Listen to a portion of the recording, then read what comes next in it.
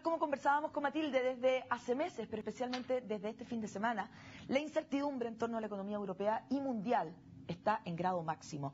Tanto que para algunos ya no hay rescates que valgan, mientras la política también está en un álgido momento para recapitular, entender y analizar hacia dónde se pueden estar dirigiendo las aguas de los asuntos internacionales. Conversaremos hoy con la analista internacional de la Universidad Diego Portales, Beatriz Hernández, muchas gracias por estar con nosotros. Sí.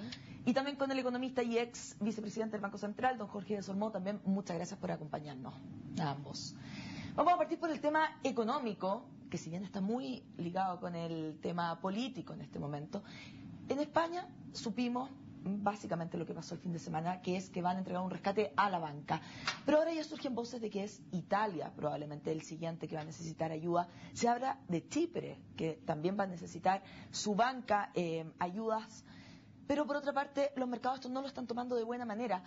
El especial de hoy día se llama, como lo vimos hace un rato, ¿se nos cae el cielo? ¿Se nos cae el cielo, don Jorge de Solmó? Bueno, la situación es bastante compleja, lamentablemente. Para la banca española, no todos los bancos españoles, pero sí una parte importante de la banca española efectivamente está en dificultades, han tenido pérdidas de depósitos muy importantes y hay informes, digamos, del Fondo Monetario Internacional que señalan que era importante, era imprescindible capitalizar los bancos. España, obviamente, no estaba en condiciones de financiarlos porque tenía muchas dificultades en el mercado para colocar deuda y por esa vía recaudar dinero. Por lo tanto, le pidió ayuda a la Comunidad Europea y la Comunidad Europea acudió en ayuda, pero la verdad es que el mecanismo de salvataje ha sido realmente mal diseñado y el resultado de todo esto ha sido que no ha producido el efecto deseado. ¿Por qué ha sido improvisado finalmente? No, yo creo que al final el problema en Europa es que cada país tiene intereses propios. De manera que primero que nada, no se hace un aporte de capital a los bancos, sino que se le presta dinero al gobierno español.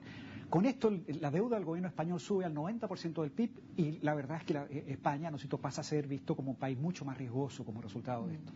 No solamente eso, sino que los alemanes, los holandeses, los finlandeses están pidiendo que se les entregue desde un fondo que exige que esa deuda se pague siempre primero, con lo cual el resto de la deuda española hoy día naturalmente es menos valiosa.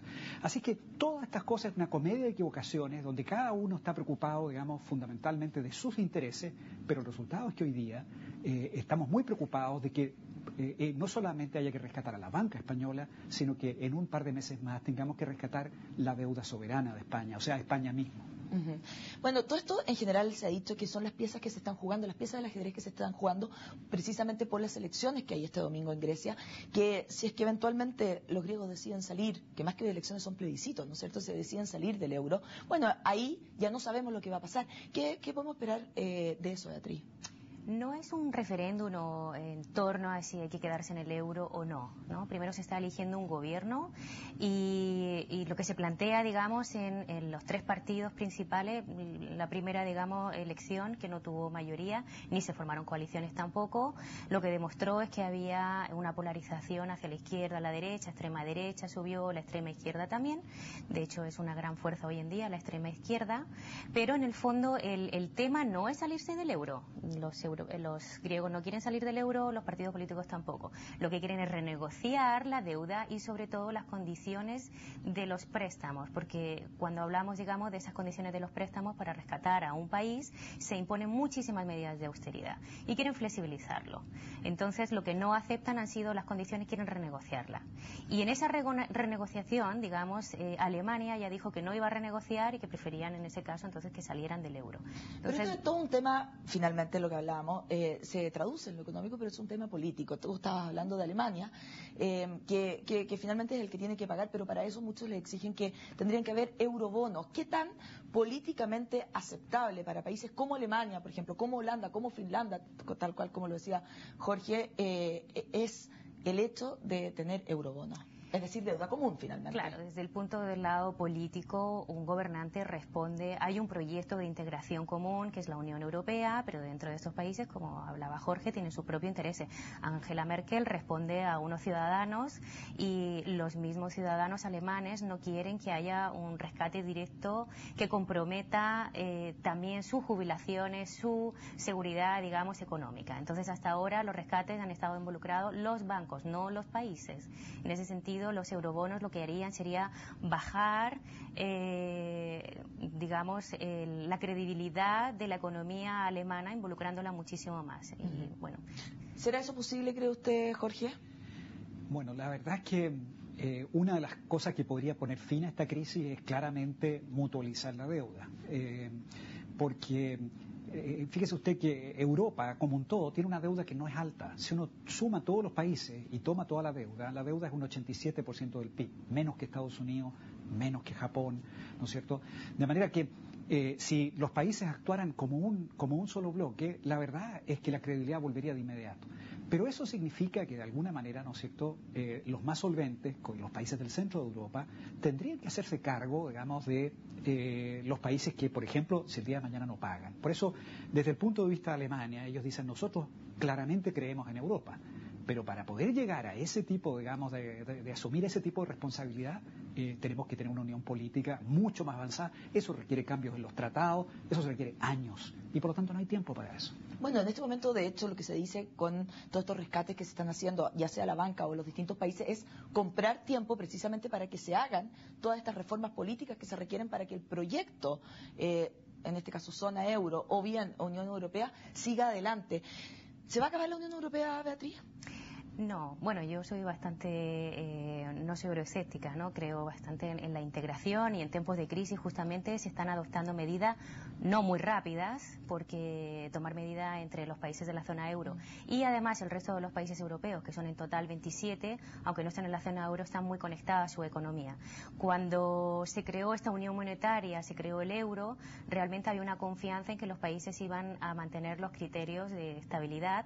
No fue así y ahora se están, digamos, pensando en mecanismos a futuro, en crear una institucionalidad que antes no existía, en crear también una cooperación económica que antes no existía, una cooperación macroeconómica, una vigilancia.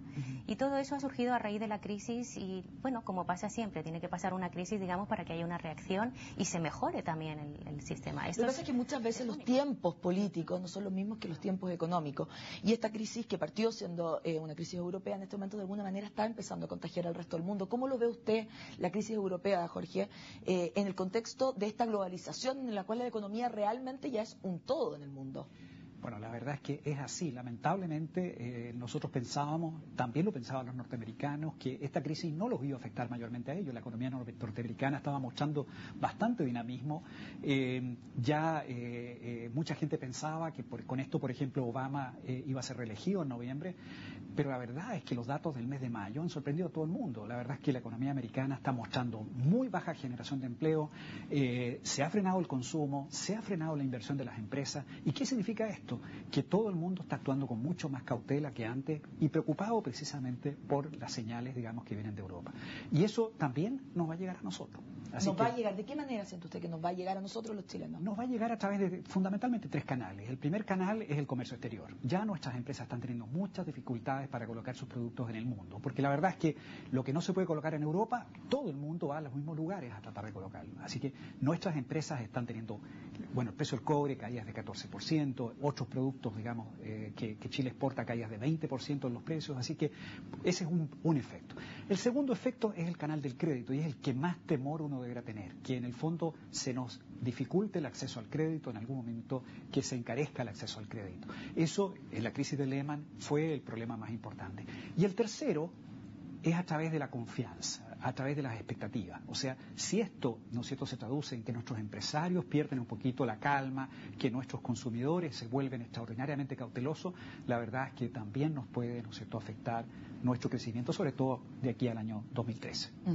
Y desde el punto de vista político, ¿se ve algún contagio en general en el mundo con, los indignados que de alguna manera han surgido, partieron en distintas partes del mundo, lo hemos visto, pero puntualmente surgieron en España, precisamente en Europa. Claro, pero el movimiento indignado está relacionado, por supuesto, con la economía, la crisis económica, pero ya se arrastraba, digamos, porque había indicios de precarización del empleo, los llamados mileuristas, y sobre todo también ha sido una crisis política, porque el movimiento indignado lo que reflejaba, también dentro de sus propuestas, es que solamente había, digamos, dos grandes partidos, y de lo mismo que votaras a la izquierda o a la derecha, al PSOE o al PP, estaban adoptando las mismas políticas. Entonces, como vemos también, el gobierno de Rajoy ha adoptado políticas incluso mucho más austeras y más difíciles de adoptar que el gobierno de Zapatero. Han subido los impuestos y ahora con el rescate van a subir mucho más. Entonces, como que no tienen opciones, no se sienten representados, no se sienten parte del sistema.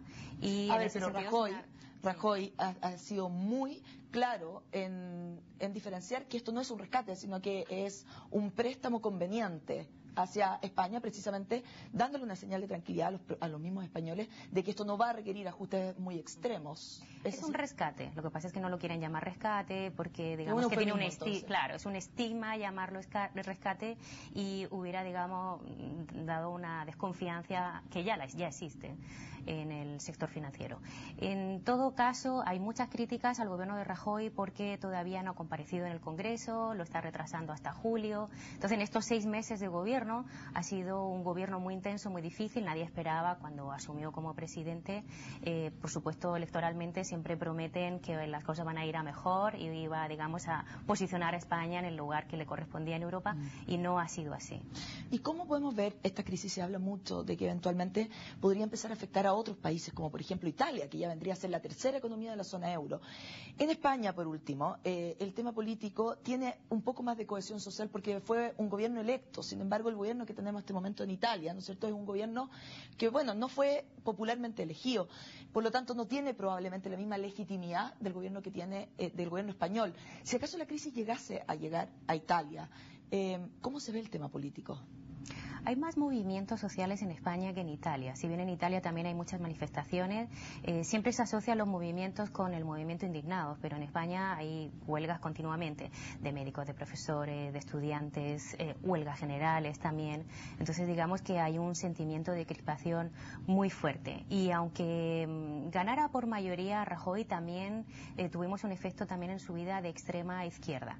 Después de ganar las elecciones generales, el gobierno de derecha, del PP, en Andalucía se mantuvo la izquierda, y en otros países como en Francia hemos visto que también está ganando la izquierda. En Grecia ha subido fuertemente la izquierda. Lo extremo. Claro, lo extremo. Por suerte en Grecia se está concentrando más el voto ahora en 3 partidos y seguramente harían coalición entre el partido de derecha, Nueva Democracia, y el partido de la izquierda moderada, que es el PASOK, dejando fuera a la extrema izquierda. El peligro está, digamos, en la extrema izquierda.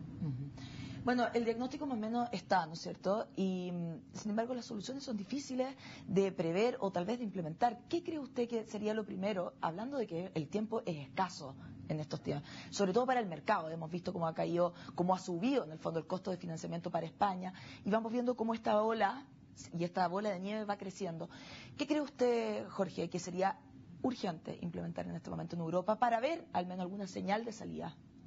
Bueno, yo creo que las elecciones de Grecia son este domingo, y yo creo que a partir de la próxima semana claramente tiene que haber medidas de emergencia, y la medida de emergencia más importante corre por cuenta del Banco Central Europeo, que es abastecer de liquidez, digamos, a todos los bancos de Europa.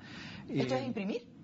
¿Imprimir euros? Sí, pero a cambio de un colateral. Digamos, la verdad es que probablemente van a tener que bajar un poquito las exigencias de colateral, a lo mejor como hicimos nosotros en Chile, van a aceptar, por ejemplo, depósitos bancarios como colateral, digamos, si es que no tienen suficientes, ¿no es cierto?, instrumentos para hacerlo. Hay que bajar un poquito los requisitos para que haya mucha liquidez. El ideal sería que pudieran tener un seguro de depósitos a nivel regional, pero no hay tiempo, lamentablemente, porque la gente dice, bueno, ¿de qué me sirve un seguro de depósito de un gobierno que no puede pagar? ¿Verdad? Y si ese gobierno el día de mañana cambia su moneda, yo quiero mi seguro sobre mi depósito en euros, y si no me lo garantizan en euros, yo los muevo a otro lugar. Entonces hoy día estamos viendo, ¿no es cierto?, una fuga silenciosa de depósitos en todo tipo de dirección, de manera que una de las cosas que puede pasar si esto fuera un fenómeno relativamente inmanejable es que se pongan límites. Se está discutiendo, por ejemplo, poner límites a los recursos que uno pueda sacar de un cajero automático. Se están hablando de poner controles a los movimientos de capitales. ¿Pero esto no afectaría todavía más la confianza? Bueno, pero la verdad es que cuando hay pánico, finalmente hay que demostrar que hay control de la situación. Yo espero que no lleguemos a eso. Y vamos a tener que sobrevivir, digamos, hasta fines de junio, donde hay una reunión muy importante de la Comisión Europea, ¿no es cierto?, donde es posible que tengamos soluciones de un poquito más alcance. El pánico se ha vuelto demasiado racional, decía en una columna la semana pasada Martin Wolf. ¿Creen ustedes que es así? Finalmente el pánico está siendo racional, o sea, tenemos razones por las cuales estar apanicados un poco. Sí, la situación griega es para entrar en pánico, pero de todas formas yo tengo bastante esperanza de que se va a formar una coalición y realmente no se va a llegar a un corralito del que hablaba Jorge, ni tampoco se va a salir del euro, ¿no? Se va a mantener Grecia en el euro, pero por supuesto va a seguir arrastrando al resto de la economía. Y en el caso de España, si bien no hay confianza en el sistema bancario, sí hay bastante confianza en el gobierno. Tanto el gobierno de Zapatero como el gobierno de Rajoy están sometiéndose a medidas de austeridad y están intentando dar confianza política, no así la confianza, digamos, económica. Pero ahí se contraponen un poco. ¿Confianza a quién? Distinto es darle confianza a los hombres de negro, que le llaman, ¿no es cierto?, es decir, a la Unión Europea, a la Troika, etcétera, que darle confianza a sus ciudadanos. Son distintas confianzas. Sí, los ciudadanos ya no tienen confianza en ningún político, claro. Pero... Bueno, ahí está el desafío también y el problema. ¿Podríamos comparar esta crisis a la del 80, del 82, 83 en Chile? No, ciertamente que no. La crisis del 82-83 fue una crisis realmente de las más severas que ha sufrido ningún país, digamos, comparable a la que tuvieron en la década del 30 algunos países. Chile en esa época, digamos, se le cayeron los precios de sus exportaciones, le suspendieron el crédito, digamos, y la verdad es que fue una caída del PIB, digamos, de alrededor de un 15%. La verdad es que ningún país está viviendo eso. Estamos hablando hoy día que en Europa los pronósticos son una caída del PIB de aproximadamente un 1%, un poquito mayor en los países de la periferia, pero al fin es una crisis bastante más llevadera, con mucho más protección social que la que vivimos nosotros. Hay algunos economistas que están hablando que estamos en una depresión silenciosa en la economía mundial. ¿Cree usted que eso podría ser así? Claro, ese es Krugman. Sí, la verdad es que yo aprecio mucho a Krugman, pero él tiene una crítica muy fuerte, digamos, a la forma en que esto se ha manejado. Yo creo que la dirección de su crítica es correcta, pero la verdad es que, por ejemplo, criticar a Bernanke, cuando es el banquero central que ha hecho el mejor trabajo, digamos, yo creo que es un poco una exageración. Finalmente lo que critica es el sistema financiero en general, ¿no es cierto? Sí, también es una crítica bastante política. Él es un animal político también. Muy bien. Tiene una imagen muy pesimista también. ¿Una de imagen? Europa, sí, muy pesimista. Y de España, sobre todo. Pero en general, digamos, de la integración europea, del manejo europeo de la situación de Alemania, no solamente de España. Él hablaba de un corralito en España hace meses. Claro que sí. 2 meses. Muy bien, les quiero agradecer. Muchas gracias por haber conversado con nosotros para tratar de entender un poco, tener luces y tratar de captar si acaso el cielo realmente se nos cae con esta crisis que estamos viendo en Europa. Le doy las gracias, Jorge, le doy las gracias, Beatriz, por haber estado esta noche con nosotros. Y a ustedes también muchas gracias por habernos acompañado. Los invito, como siempre, a seguir ahora con la programación habitual de CNN Chile.